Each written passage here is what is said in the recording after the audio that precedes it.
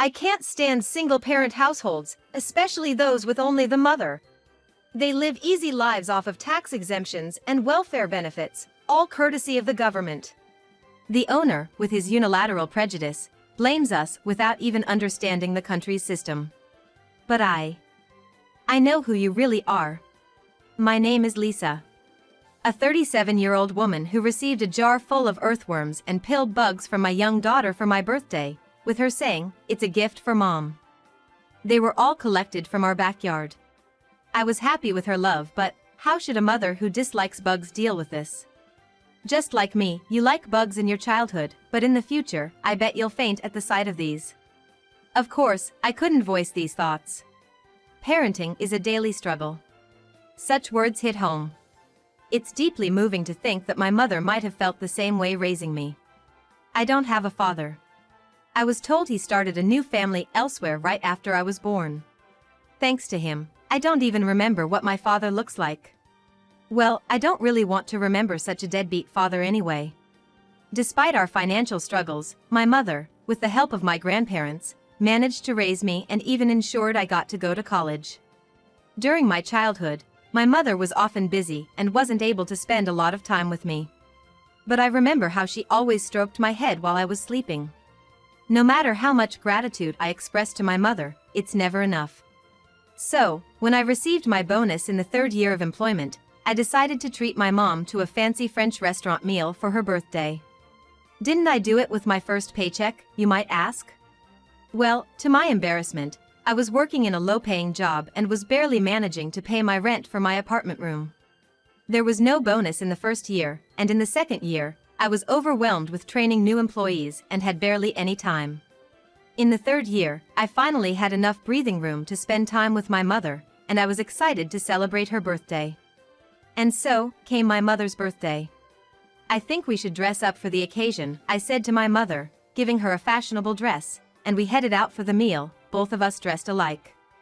The restaurant interior was very classic and modern, and my mother said, "Wow, this place is gorgeous," a bit excited.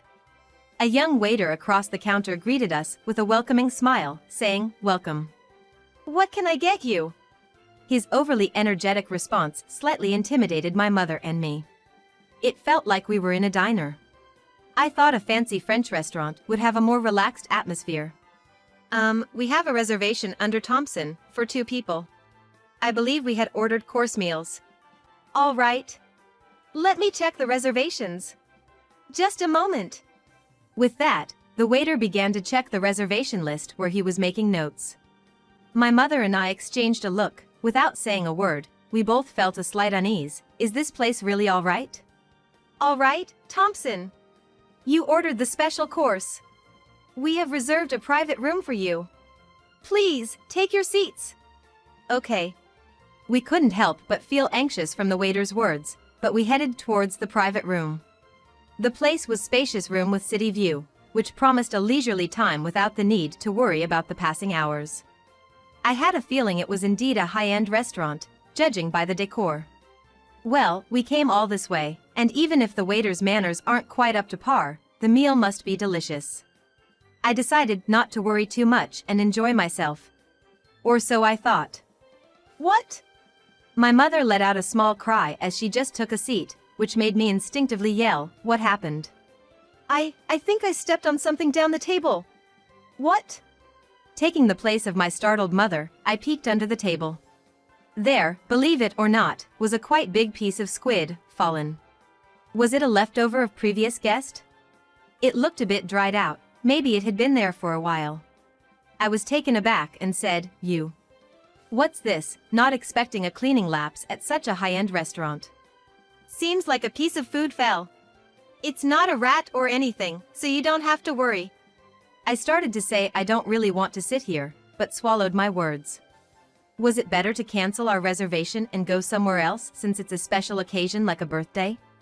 But my mother was looking forward to eating French food for the first time in a while, and could we even get a reservation at another fancy place at this point? As I was pondering these thoughts for a few seconds, the sliding door swung open, and the waiter from earlier appeared, saying, "Wow, we got a couple of beauties here. How old are you? Got a boyfriend?" I'm gonna take your drink orders now. The waiter, all smiles, seemed completely unaware of his inappropriate behavior, prompting our drink orders, and I was left contemplating whether to leave. This was the only chance to flee. Excuse me, but there's a piece of food under the table. I decided to bring up the restaurant's failure first, since there could be a cancellation fee if we canceled on the day. Even high-end restaurants are run by humans and mistakes are bound to happen. So I brought up the cleaning issue, rather a slightly apologetic one, assuming they wouldn't charge a cancellation fee once they realized their own fault. Or so I thought. Oh, our dad, well, the owner. It's only the owner and me working here, so these things happen occasionally. But rest assured, our taste is first-rate. The response was a surprising brush-off. And this man, he wasn't just a waiter, he was the owner's son. What kind of upbringing did he have? He didn't speak politely or show any consideration.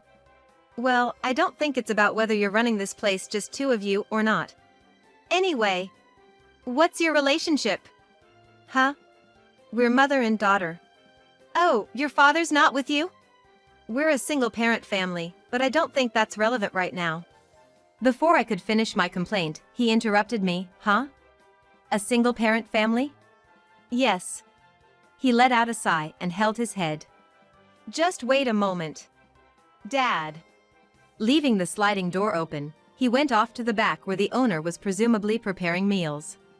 After a short while, the owner and the son came back to us. This woman, tempting men and even having a child irresponsibly. The owner pointed at my mother with his chin and said this as soon as he started speaking. The unexpected words left me and my mother bewildered, not knowing what he was talking about. I really can't stand single-parent families, you know. Women playing around with men, getting married on a whim, popping out a kid, and then divorcing at the drop of a hat. And on top of all that, they soak up all sorts of support from the government as the vulnerable. It's just unbelievable. Disgusting parent and child. Sorry about that. My dad here, he hates single-parent families the most. He apologized for his father's words, but his face was full of smirks, showing no signs of sincere apology. Wait, why do we have to listen to your baseless accusations? What do you know about my mom? She didn't become a single mother or give birth to me out of some frivolous circumstances. In my frustration, I raised my voice. My mother gently tugged at my arm. Come on, let's go home. Looking back now, I should have taken her advice and left the store without a word. But I was so upset by the harsh words directed at my mother, I blurted out to the owner, apologize. The fact that we might lose our deposit seemed insignificant given my fury. I was livid, perhaps even rash. Shut your trap! This isn't your place to make a scene! He roared, and with all things, he was not targeting me but grasped my mother's collar tightly, attempting to drag her out of the restaurant. In response to my mother's scream, I yelled, "Stop it," and tried to block his path, but was brushed aside. My mother stumbled, the high heels she was excited to wear for the first time in a while slipped off, and the tips of her stockings tore. In her desperate struggle, her neatly arranged hair came undone. Let go of my mother. My mother too struggled fiercely, her hand accidentally hit his glasses, knocking them off. Startled, the owner released my mother and yelled, "Damn, that was close. What would you have done if you'd hit me in the eye?" My mother was completely terrified, clutching onto me with trembling hands. Seeing her state, her son scoffed, "You're a mess," and took out his phone to snap a picture. Truly an incorrigible father and son. I just hate single parents. Especially single mothers who claim that they are socially vulnerable and need support. That's the worst. It's outrageous that single parents are exempt from making Social Security contributions. If they worked hard, they wouldn't need any help. Single mothers who don't even properly pay their taxes should get out. They're a national disgrace. This man spewed his excessively biased beliefs and outrageous arguments at us, and even attempted to kick my mother. I protected her just in time, but the very thought of him trying to kick an elderly woman with frail bones was horrifying. By the way, my mother never used any of those Social Security contribution exemption benefits that he so despised, available to single-parent households. Back then, she wasn't knowledgeable about administrative matters, barely aware of such things. She never intended to rely on such systems and had just worked relentlessly. It wasn't the first time we've heard sarcastic remarks like single-parent households get a lot of exemptions, right, from those who misunderstand the situation, but this was the first time we faced such harsh abuse. In addition to financial struggles, there's plenty of discrimination and public scrutiny for being a single parent. Unfortunately, there aren't many people who understand that. We were frequently looked at with prejudice and disdain since my childhood, and I thought I had become used to it, but it was truly frustrating to encounter such a situation, especially on a day when I wanted to make my mother happy. Why should we have to listen to such words from people like these?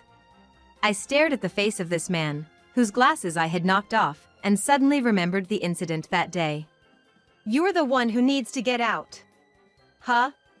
The man and his son were taken aback by my sudden counterattack. "Why do I have to leave?" the man asked. His son then grinned and said, "Dad, you didn't do anything wrong, did you?" His son was really nonchalant. It seemed like he thought I was bluffing. "Just you wait." I didn't answer his question, but instead took out my phone. "Hello, is this the police? I'm the one who gave a witness statement about a theft the other day." "Yes, that's right. I'm calling because the suspect is at Bon Appetit on 2nd Street. The police said they would immediately head to the scene, and I ended the call. "Theft," the owner of the restaurant paled and yelled, "Don't make up stories." "It's not a made-up story. You broke into a house nearby the other day, didn't you? I thought I recognized your face, and when I thought about it, you must be the burglar from that time." "That's right. Just about 2 weeks ago, when I went to a friend's house, I witnessed a man running away with belongings from a nearby house. I told the police about his features in detail, and they even created a sketch of him. The culprit had broken into the vacant house of a wealthy elderly person and stolen cash from a dresser before fleeing. He hasn't been caught yet. He was wearing glasses in the restaurant, so I didn't recognize him immediately, but I had the feeling that I had seen him somewhere before. When my mother scuffled with him and his glasses came off, and he glanced at us, I was certain he was the burglar." "I don't know anything about it. I didn't do anything like that." The moment the man yelled, a police officer came from the nearby police station and surrounded him in no time. "Let's hear what you have to say," the officer said, ignoring the man who was shouting, "This is nonsense. You take back your statement. I'm not the criminal." "If that's the case, why not go to the police station and prove your innocence? If you haven't done anything wrong, you won't get arrested." "This has nothing to do with that. When the owner started shouting loudly, a police officer stepped in between us, suggesting calmly, "Why don't you come down to the station, just as she suggests?" "Shut up." The owner raised his voice and made a threatening gesture at the officer. "Interfering with an officer in the performance of our duties, huh?" smiled the female officer. Just like that, the guy was restrained by the officers, his arms held firmly at his sides. If he was really innocent, he should have just compiled and gone to the station. Now he's added another charge to his sheet. What an idiot. "You were repeating remarks that look down on single mothers. I just want to make something clear. My mother paid her dues just like everyone else. She was a tough lady, worked in construction operating heavy machinery amongst men when she was young. She fought her way through a male-dominated world to raise me. She deserves respect, not your judgment. At the very least, I don't want to hear it from a lowlife who breaks into people's homes." As I said this with a smile, the guy was livid, but with 2 burly officers standing beside him, there was no chance of causing a ruckus. His son looked baffled throughout, only able to utter, "What's going on?" The owner was then taken to the station and we were questioned. Well, Mom's birthday celebration was ruined, so I made it up to her later by taking her to a nice traditional French restaurant. It seems that the owner used to run the restaurant with his wife. But once their child became an adult, his wife told him, "It's hard being treated like an employee both at home and in the restaurant. I want to live my life freely from now on," and they ended up divorcing. The owner's bitter attitude towards single-parent families, particularly single mothers, seems rooted in a twisted resentment towards his ex-wife. He thought that without a man working, a woman can't even raise a child. She's been leeching off me and then has the nerve to leave. From what I heard, his wife used to manage the restaurant while carrying their child on her back, and he was the type who'd yell, "Quiet down. Shut that kid up," when their child cried. Probably, she managed to balance both work and parenting on her own, while he didn't help at all. The owner was bossy and arrogant, believed that he did everything and that they were able to live thanks to him. Hearing all this, I thought to myself, no wonder she wanted a divorce. After the divorce, for some reason, the restaurant started losing customers gradually. Perhaps it was due to lack of cleaning or subpar customer service. I remember that when we visited, there were no other customers. To maintain its reputation as a luxury French restaurant, he couldn't just drop the prices, and attracting new customers also didn't work out. The business was steadily going downhill. He should have hired someone, but for some reason, no one stayed for long. The exact reasons aren't known, but it seems that many quit due to his verbal abuse. Most likely, it was a personality issue. Eventually, he had to cut down on staff costs, and reluctantly made his son help out, but as you all know, his son wasn't good at customer service at all. He frequently caused troubles with customers, causing even more to leave. By the time his operating funds began to run dry, he didn't hesitate to resort to stealing. Apparently, he'd burgled once before when he was a student, and got away because there were no witnesses. Having gotten a taste of it, he easily slipped back into thieving, and it was his second offense when I caught him in the act. The fact that I remembered his face was a huge help, and the police were really grateful for it. After that, his restaurant naturally went out of business. He might be out of jail now, but I haven't seen him around here. I've heard he originally borrowed money from some shady sources and even made his son a guarantor without his son's knowledge. Well, I suppose his son, who we also don't see around anymore, is probably not leading a good life either. Meanwhile, I resigned from my job because it was a kind of a dishonest company. Having gained a certain level of career experience, it was a job change for the sake of career advancement. I was in sales at a company that creates web advertisements, and since the COVID pandemic, remote sales have increased. As a result, I'm spending more time with my 5-year-old daughter. Seeing me like this, my mother once remarked, "You really want to be with your child when they're small, don't you?" It made an impression on me. Honestly, as a child seeing my always busy mother, I often thought, maybe mom cares more about work than me. But now I'm glad to know that she wanted to be with me even though it took a long time to realize it. By the way, I met my husband at my new sales job after switching companies. He even used that French restaurant for business entertainment at one point. When I told him about what had happened there, he was surprised, saying, "I stopped using it because there were fewer customers and the service was arrogant, but I didn't know that was going on." It was a somewhat famous restaurant, and I don't know if it's appropriate to call this a shared topic, but our conversation became lively and he invited me to a French restaurant he recommended, which led to us dating. Ironically, that restaurant was like a Cupid for our love. Despite everything that happened, I'm a bit grateful to it. Before getting married, I worried about being judged for not having a father. But my in-laws didn't mind, and my husband values my mother. I'm glad I've been living earnestly and working hard every day. Reflecting on the lesson from that French restaurant, I want to teach my daughter, who will shape the future, to value each person in front of her because you never know what connections life will bring.